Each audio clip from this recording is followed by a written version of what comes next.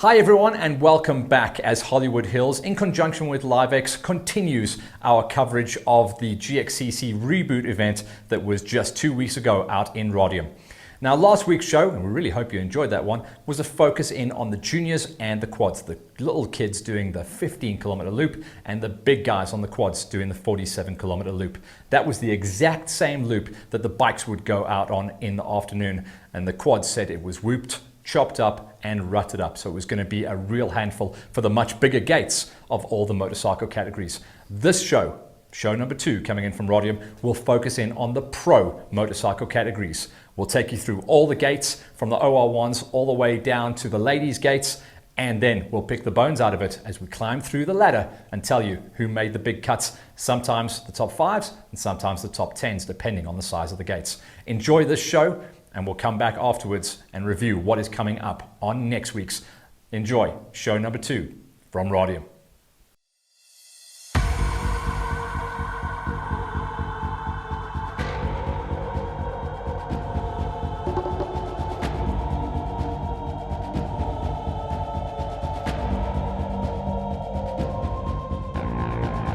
OR1 Big Bangers had a stacked gate, and it was the first time we saw factory fresh Charon Moore lining up. He was going to be a big threat coming out of the hole, but on the hole shots, watch out for the 300 smokers like Brendan Rush to see if they can get the light bike fired off the gate. In the end, it was a very strong charge coming out of Charon Moore. He got to the pin nice and early. Delport was there. JC had the rail around the outside as everyone tried to chase out and get some good numbers going. Delport, remember, came into this round as the virtual championship points leader with a no-show coming in from Mikey Pentecost and Miller Moore. The next gate was going to be the OR2s. A smaller gate this time around, but it was going to be a decider this time around. Taki got the pin, Raw was there with him, but we were going to be watching to see what Jason Fenter could do, because it was between Raw and Fenter for the championship at this stage. For the top smoker, Tyron Beverly caught the greasy spots. He would have to charge from the back of the pack, but he was looking forward to this event, said he was in good shape. For the OR3s, the 250s, it was going to be an interesting one. Everyone lined up looking strong. Cocker got to the pin nice and early, but for the championship, everyone was going to be watching to see what the Devastator, Devin Smith, Peter Karam, Bjorn Wenzel, and the rest of the players could do.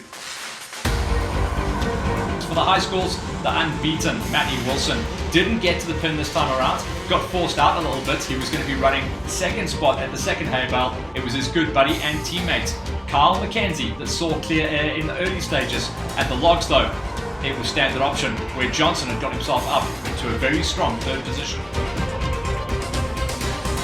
For the seniors, an incredible hole shot straight up the queue and to the pin, but a wild ride and a bucket bronco for Hunter Simon blocked him out. That opened things up once again for the standard option of the normal players. Strong off the gate, Bruce Viljoen was going to get to the logs in the early stages. Zach De Silva looking incredible this season as he crosses over into cross country, but the 11 of Wade Blau would be the championship leader, looking for his 3rd win on the season. And for the Masters, both of the championship threats, that's Peter Hall and Wayne Farmer, stalling out off the gates. That left a new man off the front. The Kawasaki of Quinton LaRue saw clear air early on. He was going to be under pressure as the rest of the big players were coming through. Harry Krobler slotted into a nice and early 2 spot with the championship rivals Hull and Farmer chasing from the back.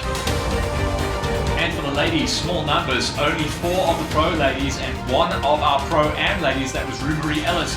Once again, the pin went to Megan Yonker. She's undefeated on the hole shots, but this time around she was going to have the elbows up because the former champion, Janke Peterson, was there, back on the Yamaha and chasing onto her wheel.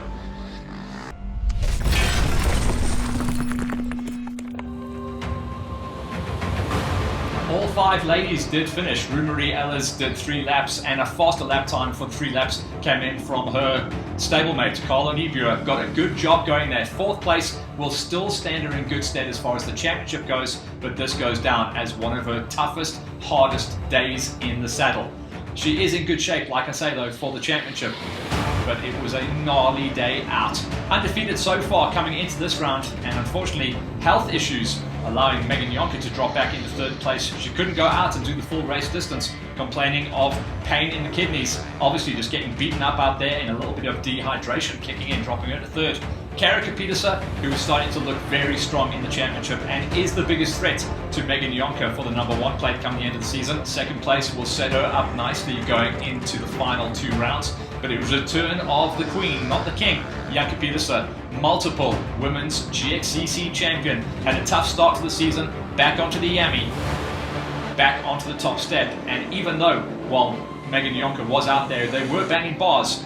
Come the end of play, it was a clean final lap for Janke and her first big win of 2020. She'll have been super pumped to see the flag this time around. So Meg's coming back from lockdown. Looks like you've been putting in the work, but unfortunately the other girls have as well, eh? Yeah, no. I've been a bit lazy during lockdown, but it was a good race for my fitness levels and everything, and a demanding track. Still good for the championship, isn't it? Even though the Petersen sisters came in strong, but you're still good for the numbers. Yeah, no, very good, very good. It was just, I got dehydrated, so my dad stopped me after lap 3, but it's still very good race with Janke, especially Janke. We had a very good dash. Tell me about the course. I mean, the track today, everyone's saying it was whooped out and tough, but you seem to get better the tougher the tracks are. The track wasn't that tough for me. I did like the hoops. I went down a few times, but that was nice. The fast and flowing section was very nice to get your breath and to get ready to take on the hoops and the sand again. There was a chance of a three-peat this time for Megan Jonker. She drops down to 3rd though, with Janke Petersen taking her first win of the season ahead of sister Karika. Colin Nebua strong on results once again in 4th place, and then the single finisher in from our Pro-Am ladies, Rue-Marie Ellis. Masters was nice and busy, and after popping out of the hole in the early laps in the #2 spot, Big Harry Krobler for the CIT Husqvarna Racing Squad brought home another top 10 finish in the sweet spot. First to the double digits, number 10 for Big Harry. Single digits, and that fell into the hands of Johan Bosch. Bosch is in good shape as well, not running too bad off the back wheel of some of the key players. He'll be breaking a top 5 not too far down the end of the season. Martin Poole brought all of his experience into play. He's one of those diesel engines that gets stronger every single race, every single lap. He even bust out the big desert handguards and the arm shields. He knew about the thorns before anyone else did. A strong number 8 coming in for Marty. Bert Smith, who was casual at the back of the whole shot, said he's just getting himself back into riding fitness, and as the laps and races went on, he was looking more and more comfortable. Big Bert Smith walks away with a magical number 7. Ernst Slabbert would have hoped to run a little bit higher than this. He was dicing it out as always with his good buddy Casper Petersen. They were trying to get themselves a little bit higher up the road. 6th place come the end of play after a long lockdown and a layoff of riding. Puts Ernst Slabbert still in good position, and he should still be able to fight for a top 4 in the championship. 6th place ride on the day behind his good buddy Casper Petersen. Petersen was also in good shape as well. Did admit though, as many of the riders did across all the categories, that he hadn't put in too much time, so it was very much loosening up, getting back into the groove. 5th place, he'd have been happy with that one.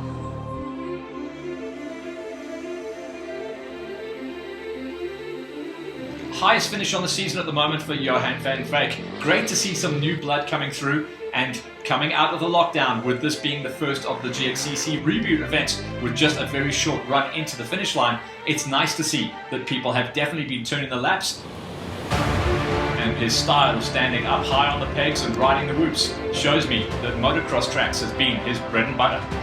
The whole shotter, the Kawasaki that came out of absolutely nowhere, and what a ride for the 203 of Quentin LaRue, and the fastest of the Kawasaki's, and probably one of the only Kawasaki's in the senior field. Quentin LaRue is gonna definitely be a rider to watch out for. He did an amazing ride to get himself up there into 3rd place, and wasn't too far come the end of play off some of the big dogs. Wayne Farmer did recover from his bad start, ploughed the traffic early in lap number 1 and got himself up into 2nd place, but the old injury, remember, just a year ago, Wayne almost ended his racing career with a massive back injury, and unfortunately the injury did come into play here, slowing his pace.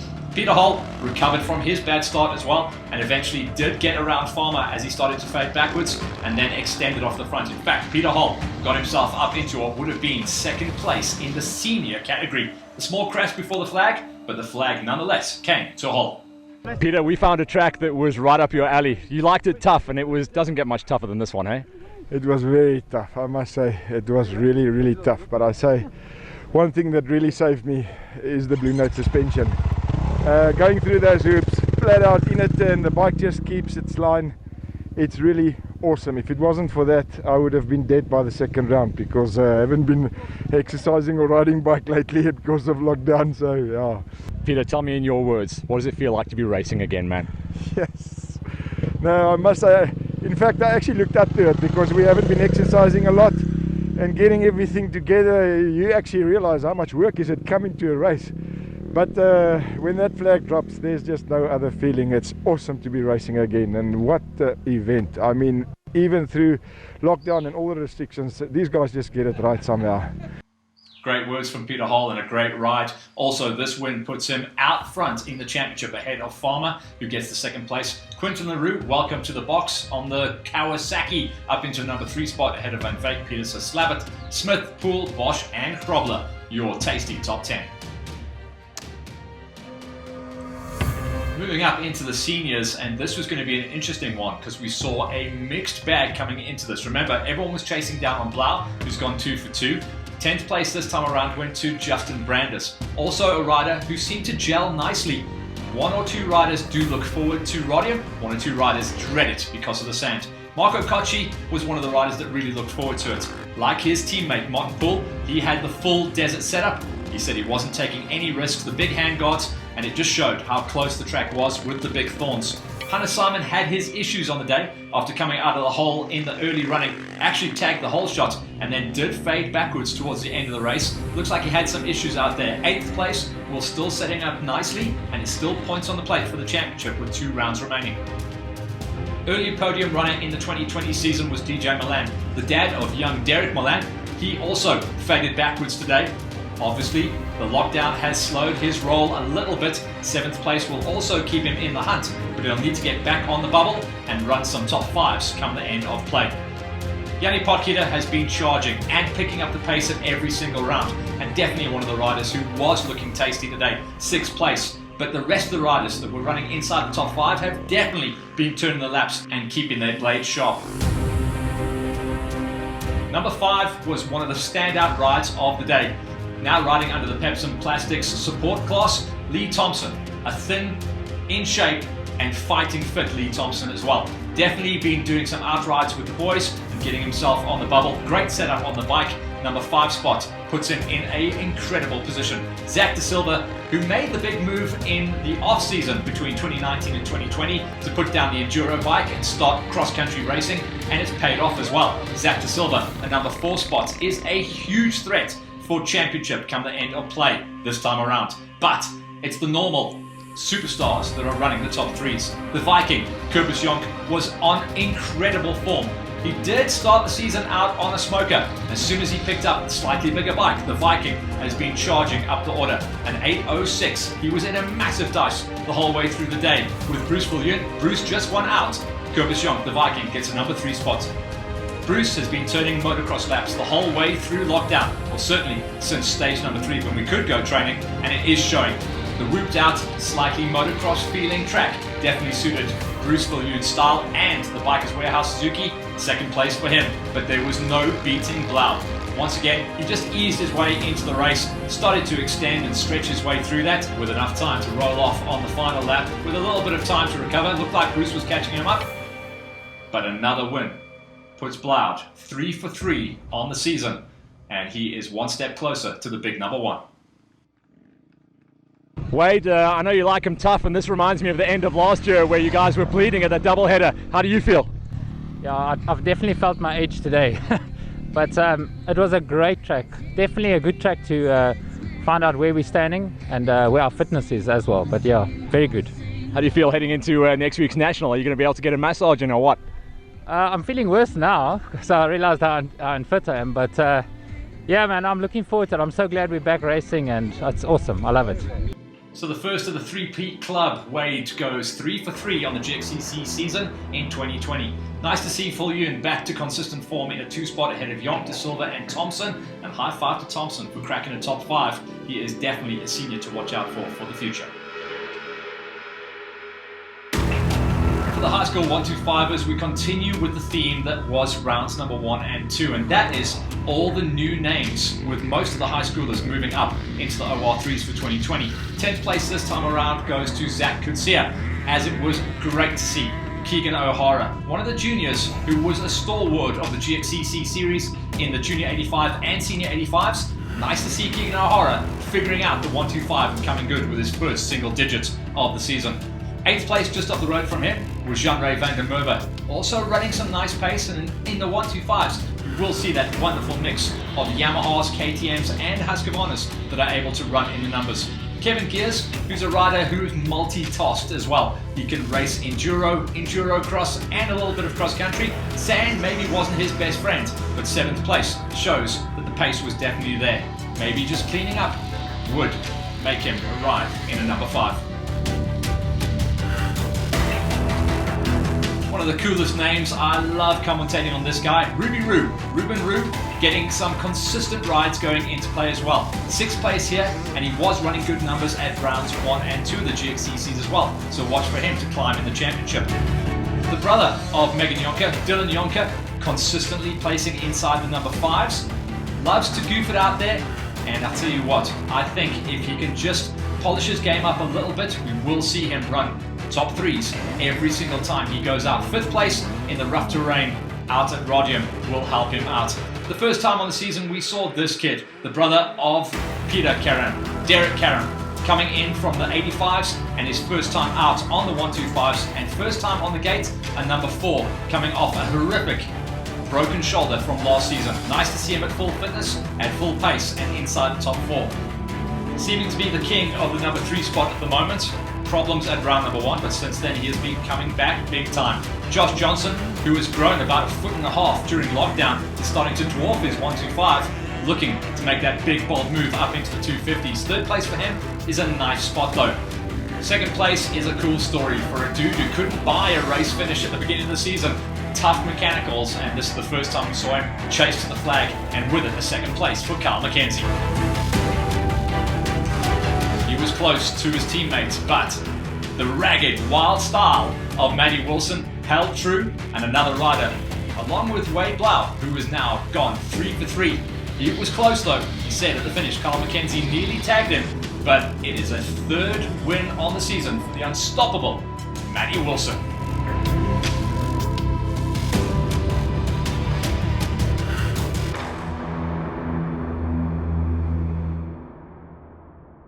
Matty, 6 months off, but obviously the training has still been going on, and that's 3 for 3, 3 wins on the season. Yeah, Matt, no, training was good during lockdown, but my hands couldn't hold on that last lap anymore, so Carl McKenzie caught up big time there. That's been a story here. You said he was going to come for you at some point this year. Yeah, we did, and we were right, but we got a nice gap, and then last lap blew it because just couldn't hold on anymore. But held on just enough to get the win. There wasn't much in it by his own admission. Wilson top of the charts. McKenzie, great to see him get a finish at a 2 spot ahead of Johnson. Nice to see Karen coming up from the 85s and get to grips with the 125 ahead of Jonker in the 5 spot. With the ladies and all of the age group categories out the way, we turn our attention now to the pro categories of the OR3, 2s and 1s, starting out with the OR3s. 9 finishes off the gate this time around, so everyone cracking single digits. The first of those in 9th place goes to Niels Ace, who did do a good race distance, managing to walk away with 4 laps in the bag. One of our pre-race favourites, pre-season favourites, was Vian Vansel. Unfortunately, he had some issues on his machine which dropped him down outside of what would have been an easy top 5 finish for him. 8th place, and he is going to be desperate for top 3 or 4 finishes come the end of the last couple of rounds. Same situation befell the Devastator, Devon Smith. Brutally fast, but unfortunately the machine having some issues towards the end of the race there. The brutal sandy and hot conditions dropping him down into a number 7 finish. This was a nice story in the days we followed the transition from quad racer to 2-wheel racer. Francois Smallberger, Baby Burger as we call him, gets a number 6 finish, his highest ever 2-wheel race finish, as he just put the quad down during lockdown and picked up 2 wheels. 6 is a very tasty ride. Most of the guys that are racing in the OR3s are on the 254 strokes. The one guy that hung it out tough on the 150 smoker riding out Advanced Racing Husqvarna was Bernard Besadenhout. Incredibly enough, brought it home in these brutal, tough conditions to a number 5 spot. A rider who seems to have been out there in the mix forever. We've watched him come through the 65s, 85 junior and senior and 125s classes. Eric Merry is starting to become a very tasty threat rider, still a privateer, self-funded, walks away with a number 4 finish against some of the big dogs on the factory squads. Dav Cocker, who got the pin and got the whole shot, but had problems with the suspension seizing up at the end of lap number 1. Came in, the squad gave him some new legs on the front end of the bike, and he went on to chase his way through the rest of the day, turning the fastest laps all the way through to get up into 3rd place. That is an amazing story and an amazing ride for this rock star of a rider.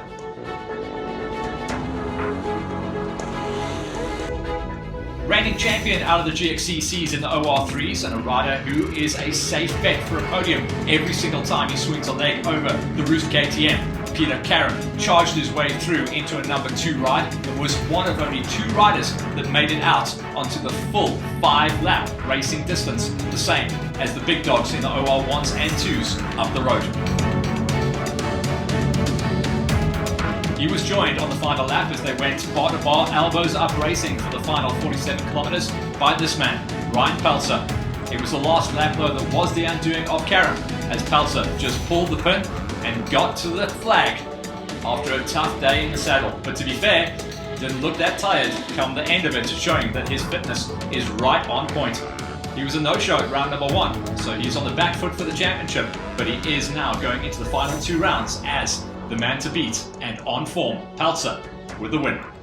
Ryan, the 250s always going to be down on power, but somehow you guys got faster every single lap and it came down to a 1-lap sprint between you and Peter. Yeah, I'm very surprised I lasted this long in this tough terrain. This track is really ridden out now, but he rode well. I'm really impressed with how I rode today, but I enjoyed it. What was the story about you guys getting faster? Is the little bikes maybe just a little bit lighter on the whoops? Because the big bikes, they seem to be bleeding these last few laps. Oh, it's all about lines, eh? It's line choice, and I actually didn't know I was going faster every lap, but yeah.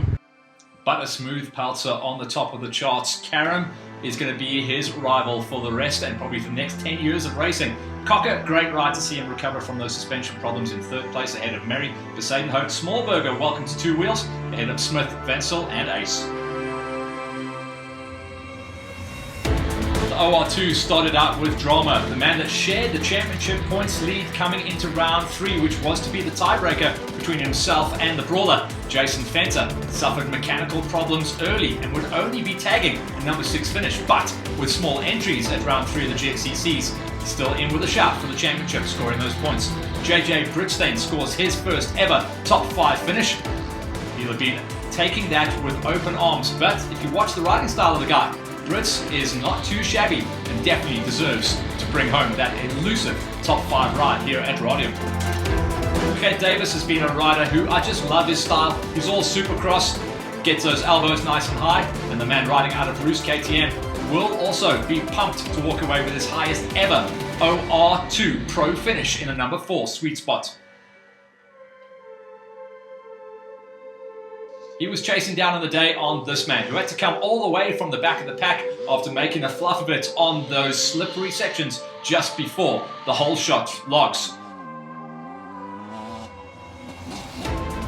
Tyron Beverly, the highest placing 250 smoker rider, charged his way all the way through into 3rd place. He said to me before the race he was in great form, and had it not been for that mistake, he feels like he could have run up there to challenge for a 2 or a 1. 3rd place for Beverly though gives him his highest ever GXCC Pro OR2 finish. Taki Bodgiorgis tags Radium as the return to form. After a year and a half of coming back from that almost career-ending and life-threatening injury, he comes back on the 222 to bring it home in the 2 spots. Taki was up there challenging for the win the whole way through the day and was only beaten to the flag by 1 man only. Not just that, he walked away on the day with the 2nd fastest time. There was no beat in the brawler on his day and on the track that suits him. He is simply unstoppable, and he set history as well. He joins Taki as only the second ever OR2 rider to see the flag first, meaning the brawler won the category and passed all the big banger 450s to see the flag and absolutely dominate Radium. He was simply unstoppable on the day.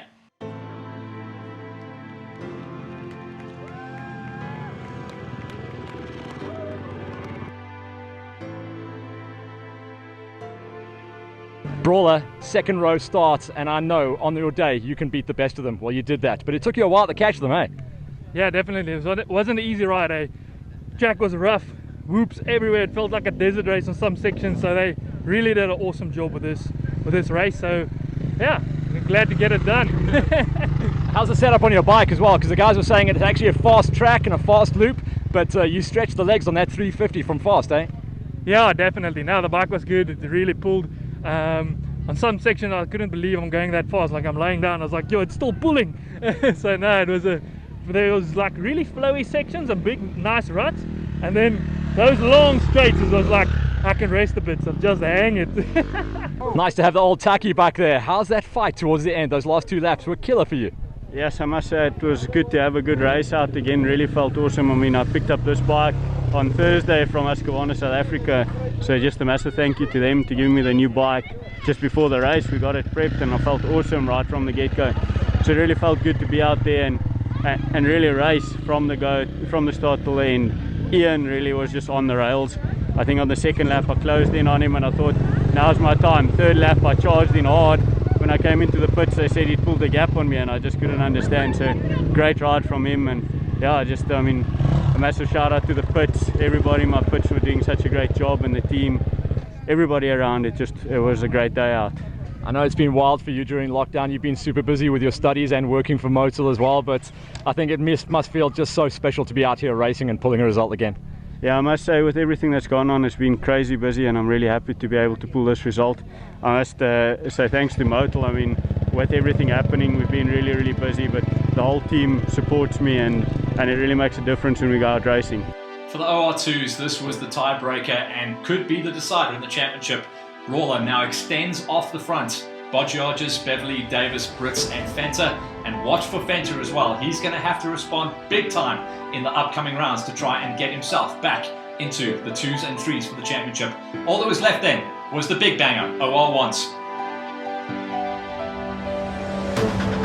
Coming up on timing and scoring as a number 9 finish, but taking an early bath was Reino Bierkes. The first of the true finishes then was Moshan Turan. He was in that 2-horse race to see who would be the fastest of the 300 smokers, and they've been in it since the beginning of the championship. Moshan Turan takes 8th place, and Bam Bam, Brendan Rush, takes the number 7 ride. He's moving up now into a top 5 in the championship. Watch out for Bam Bam to start really climbing. If he can bring home some higher finishes, he may even climb all the way up into a number 4 spot for the series. Ron Buckley would have been surprised with his form. Normally he finishes well within the top 5. This time around, a 6th place finish shows some cracks in the off-season or forced off-season, and he's going to have to really get the training back on the money to break into those magical top 5s where we're used to seeing him sit.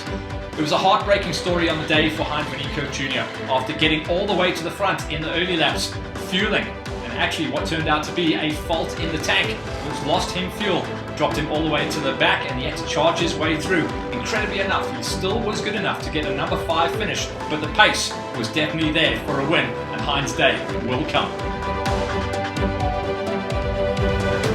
Ron Smith also had fluid issues, but for him, it was late on in the race where he actually ripped his hydro pack and had to go for the last 2 laps without any hydration. That obviously brings cramps and fatigue into play. Also a rider to watch out for. Should have run higher than a 4th place, but 4th place is still a banger ride for the 59. We're going to call him Captain Consistency, coming into this round as the virtual championship points leader. Veno Delport, 3rd place, was good enough to keep him out front because there was a no-show for Dart, there was a no-show for Pentecost, and there was a no-show for Miller. So Veno Delport, 3rd place, is good enough to see him retain the championship points lead, and at this stage, that's all he wants. The 818 is in great form, looking for his first number 1 place.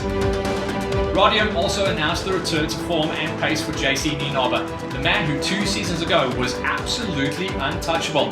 2019 was a season to forget, with injuries and mechanicals holding him back from what should have been glory this time around. As with Taki coming back from all his problems, and Radium announced the return of JC Nienaber, an incredibly strong top 5 overall and second in the Big Banger category. Radium also showed us the first time in the factory colours for Charon Moore. The goofball, who can take it or leave it as far as racing goes, is now inked a deal to go factory pro with the KTM squad, and off-season held him back from showing what he could do. He kept his blade sharp, got the whole shot, ran the pace, was inside of the top 3 overall and the first of the Big Banger OR1s for Charon Moore and the factory KTM squad. This is his first checkers of 2020 in the GXCCs.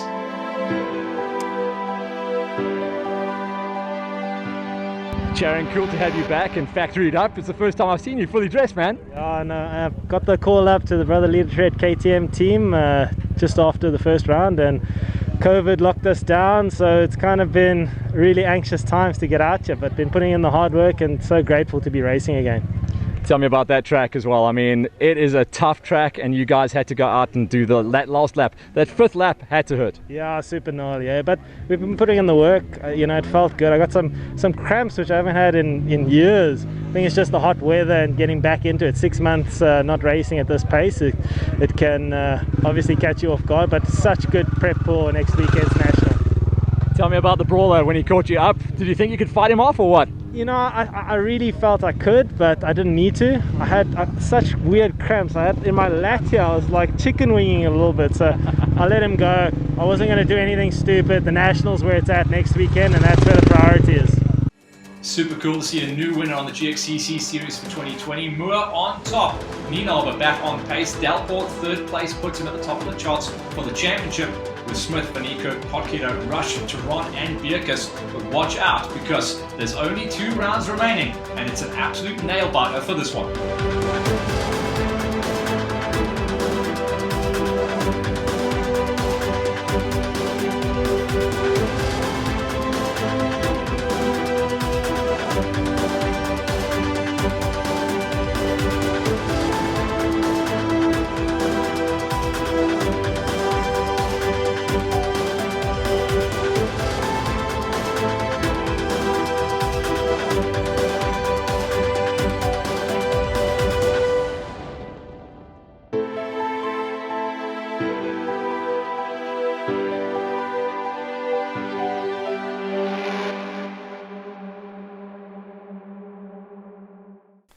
So coming in from that, hope you guys enjoyed it. It shows how tight the championship is going to be. Remember, this was round 3, and for many of the pro motorcycle categories, this became the tiebreaker. So we can definitely see championship leaders as we head into round number 4. But before we get ahead of ourselves, there is another show coming. Yeah.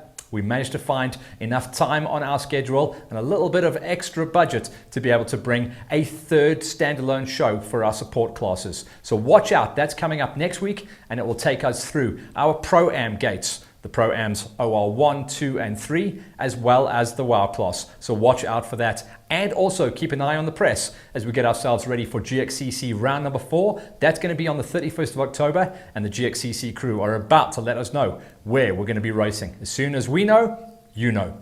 Stay tuned, guys, and keep liking and sharing as we try and get racing back on track in 2020.